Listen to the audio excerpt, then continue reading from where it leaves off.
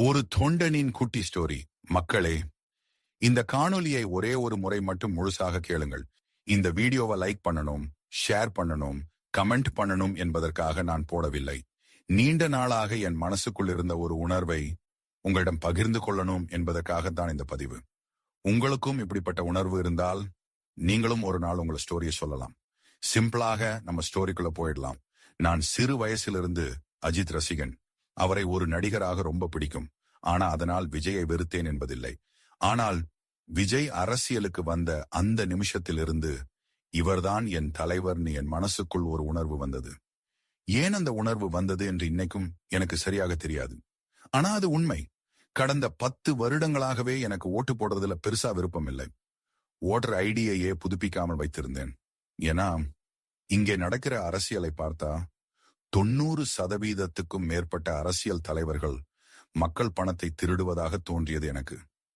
நம்ம பாக்கெட்டிலிருந்து யாராவது ₹1 திருடினால் கூட அந்த திருட்டை நம்மளால ஏற்றுக்க முடியாது. அதே மாதிரி திருடின மனிதனையும் நம்மளால் ஏற்றுக்க முடியாது.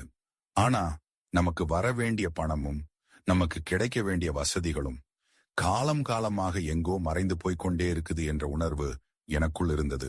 இந்த நிலை ஒரு நாள் மாறாதா அப்படின்னு ஒரு கேள்வி என் மனசுக்குள் ரொம்ப நாளாக ஓடிக்கொண்டே இருந்தது. அதனாலதான் நான் ஓட்டு போடாமலேயே இருந்தேன். ஆனா இந்த முறை வாக்கு போடணும் என்பதற்காக புதுசாக ஓட்டர் ஐடியை ரினியூ பண்ணி நான் விஜய்க்குத்தான் ஓட்டு போட்டேன். ஆனா ஓட்டு போட்ட அந்த நிமிஷத்திலும் என் மனசில் இருந்த எண்ணம் என்னன்னா, சரி விஜய்க்கு ஓட்டு போட்டாச்சு. ஒரு 5 சீட், அதிகபட்சம் 10 சீட் வென்றாலே பெரிய விஷயம். அதுக்கு மேலே நடக்கும் என்று நான் கூட நினைக்கல. ஏன்னா தமிழ்நாட்டு அரசியல் வரலாற்றிலேயே இப்படிப்பட்ட விஷயம் நடந்ததில்லை. ஆனா வந்த ரிசல்ட் இன்னைக்கும் எனக்கு நம்ப முடியல. இது கனவா நிஜமா ஒன்னு தோணுது.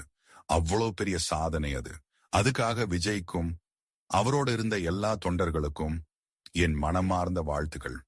இன்னொரு முக்கியமான விஷயம், விஜயின் தேர்தல் வாக்குறுதிகள் பற்றிய வீடியோக்கள் வந்தப்போ நான் ஆரம்பத்தில் அவற்றை பெருசா கவனிக்கவே இல்லை. ஏன்னா என் மனசில் இருந்தது 2026 அமைச்சராக வராமல் இருந்தாலும் 2031 கண்டிப்பா இவர் தமிழ்நாட்டை வழிநடத்த போறாரு அப்படின்னு. ஆனா ரிசல்ட் வந்த அன்றைக்கு அவருடைய எல்லா வாக்குறுதிகளையும் முழுசாக படித்தேன். அதுக்கப்புறம் தான் நான் உண்மையிலேயே இம்ப்ரெஸ் ஆனேன். நான் ஒரு அட்மினிஸ்ட்ரேஷன் ஃபீல்டில் வேலை பார்க்கும் மனிதன். ஒரு மக்களுக்கு என்ன வசதி தேவை, ஒரு நிர்வாகம் எவ்வளவு நேர்மையா இருக்கணும், என்ன மாதிரியான திட்டங்கள் பயன் தரும், எனக்கு கொஞ்சம் தெளிவாக தெரியும். அந்த பார்வையில பார்த்தப்போ அந்த வாக்குறுதிகளில் ஒரு சின்சியரிட்டி தெரிஞ்சது, ஒரு கிளாரிட்டி தெரிஞ்சது. அதனால ஏன் பிடிக்குது அன்னு தெரியாமலே போட்ட ஓட்டு தவறான ஓட்டு இல்லைன்னு எனக்கு தோணுச்சு. அவர் சொன்ன நல்ல விஷயங்கள்ல நிறைய நடக்கும் என்ற நம்பிக்கையும் இருக்கு. இன்னைக்கு விஜய் ஜெயித்தது என் குடும்பம் ஜெயித்த மாதிரி ஒரு உணர்வு. என் பையன் கூட என்னோட ஓட்டு போட வரும்போது இருந்தான். அவன் ஆவரேஜ் ஸ்டூடெண்ட் தான். ஆனா இன்னைக்கு அவன்கிட்ட நான் சொல்ற ஒரு விஷயம் என்னன்னா, பாரு, முடியாதது மாதிரி தெரிஞ்ச ஒரு விஷயத்தை ஒருத்தர் முடிச்சு காட்டியிருக்கார். அப்படின்னா உன்னாலேயும் முடியும் அப்படின்னு. ஒரு மனிதரின் வெற்றி இன்னொரு மனிதருக்கு மோட்டிவேஷன் ஆகும்போது அதுதான் உண்மையான மாற்றம். அதனால மக்களாகிய நாங்கள் நல்லதே நடக்கும், சொன்னதை செய்வீர்கள் அப்படின்னு ஒரு நம்பிக்கையோடும் ஒரு சந்தோஷத்தோடும் இந்த சின்ன ஸ்டோரியை உங்களிடம் பகிர்ந்திருக்கேன். இதுல யாருக்கு பிடிச்சாலும் சரி, பிடிக்கலனாலும் சரி, உங்கள் மனசுக்கு தோன்றியதை நீங்கள் நினைக்கலாம்.